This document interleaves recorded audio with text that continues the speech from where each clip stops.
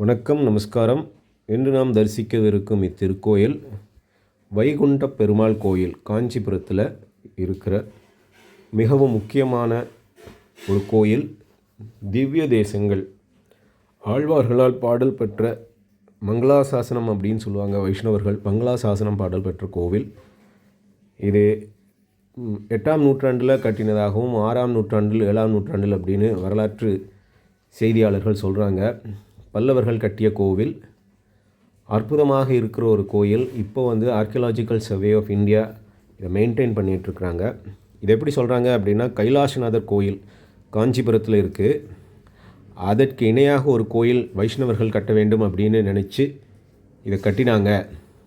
அதாவது அந்த கைலாசநாதர் கோயிலுக்கு அப்புறம் கட்டின கோயில் இது. பெருமாளுக்கு, விஷ்ணுவுக்காக அப்படின்றது ஐதீகம். அதே மாதிரி அங்கே கைலாசநாதர் கோயிலில் பார்க்குற மாதிரியே சிங்கங்கள் எல்லாம் அந்த சுவத்தில் பார்க்க முடிகிறது. அதே மாதிரி இங்கேயும் பார்க்க முடியும்.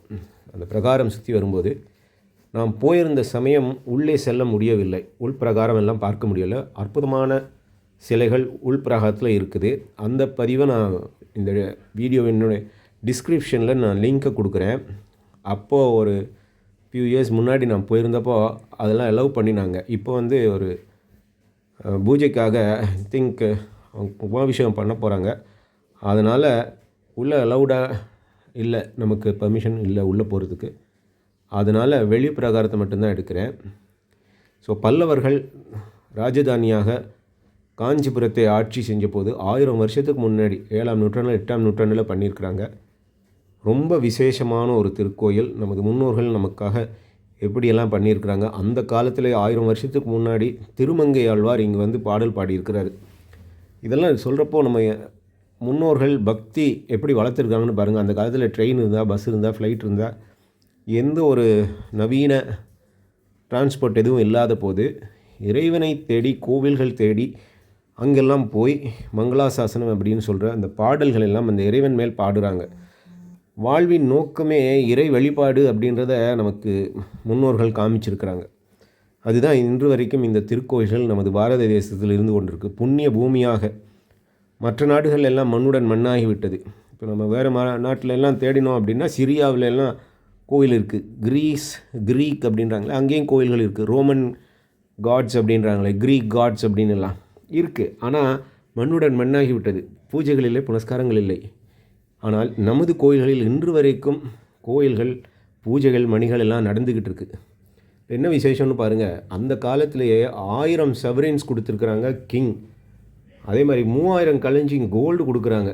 அது மட்டும் கிடையாது, திருவரங்க மாணிக்கம் அப்படின்றவர் பக்தர்கள் உணவு சாப்பிட்றதுக்கு டு ஃபீட் டெவோட்டீஸ் அவ்வளோ கொடுக்குற ரெக்கார்ட் கிஃப்ட் ஆஃப் கொடுத்துருக்குறாங்க. இந்த மாதிரி நமது முன்னோர்கள், மன்னர்கள் இந்த கோயில்களுக்கு எவ்வளவு தங்கம் கொடுத்துருக்காங்கன்னு பாருங்களேன். அந்த தங்கம்லாம் என்னாச்சு அப்படின்னு நமக்கு தெரியாது. ஆனால் கோயில் இன்ன வரைக்கும் இருந்துக்கிட்டு இருக்குது பாருங்கள்.